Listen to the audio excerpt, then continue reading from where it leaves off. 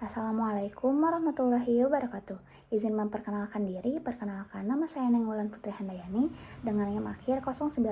Di sini saya akan mempresentasikan mengenai analisis faktor penyebab penyakit degeneratif, yaitu diabetes mellitus pada metabolisme karbohidrat.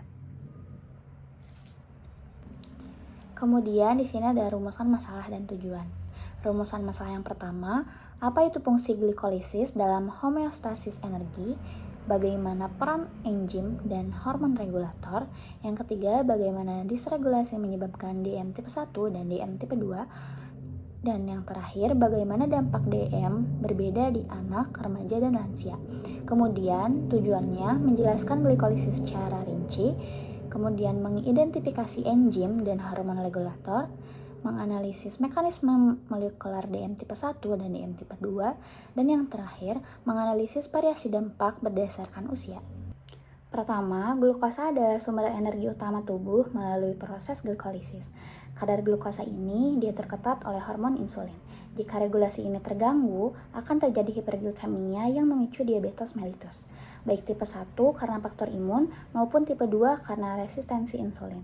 Jika tidak ditangani, kondisi ini bisa berisiko menyebabkan komplikasi berat seperti gagal ginjal hingga kebutaan. Selanjutnya mengenai glikolisis.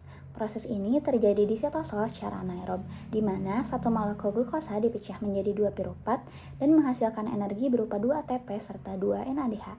Jalur ini sangat vital bagi otak dan sel darah merah. Jika tubuh kelebihan glukosa, ia akan disimpan sebagai glikogen. Namun jika kekurangan, tubuh akan melakukan glucogenesis. Selain itu, jalur ini juga bercabang ke jalur pentosa fosfat untuk sintesis nukleotida.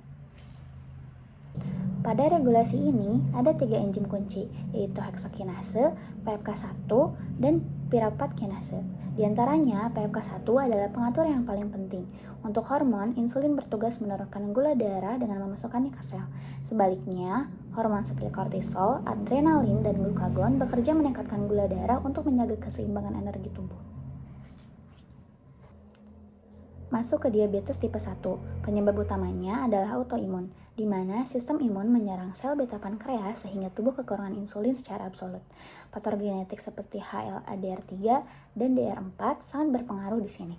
Kondisi ini biasanya muncul pada usia anak atau remaja dengan gejala khas seperti cepat lelah, berat badan turun drastis, dan sering kencing. Berbeda dengan tipe 1, diabetes tipe 2 disebabkan oleh resistensi insulin, di mana sel tubuh tidak peka lagi terhadap insulin. Awalnya, sel beta akan berkompensasi memproduksi insulin berlebih, namun lama-kelamaan sel tersebut akan kelelahan dan gagal berfungsi. Faktor utamanya adalah obesitas sentral atau lemak perut yang memicu inflamasi, serta faktor usia dan stres kronis. Intinya, pada tipe 2, masalahnya ada pada efektivitas kerja insulinnya.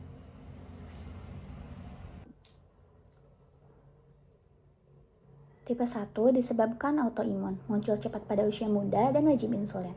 Sedangkan tipe 2 karena gaya hidup dan resistensi insulin, muncul lebih lambat dan pengobatan utamanya dimulai dari perbaikan diet serta olahraga. Komplikasi khas tipe 1 adalah ketoasidosis, sementara tipe 2 lebih ke arah kerusakan pembuluh darah atau neuropati.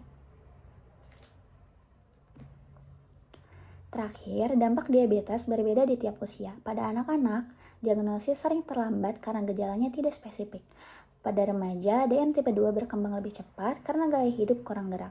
Sedangkan pada lansia, risiko melonjak drastis karena penurunan massa otot dan fungsi insulin alami tubuh, terutama setelah makan. Jadi, glikolisis adalah jalur energi vital yang diatur ketat oleh enzim dan hormon. Gangguan pada mekanisme ini dapat menyebabkan diabetes tipe 1 karena autoimun atau tipe 2 karena resistensi insulin dan gaya hidup. Sekian yang dapat saya sampaikan. Wabillahi taufiq wal hidayah. Wassalamualaikum warahmatullahi wabarakatuh.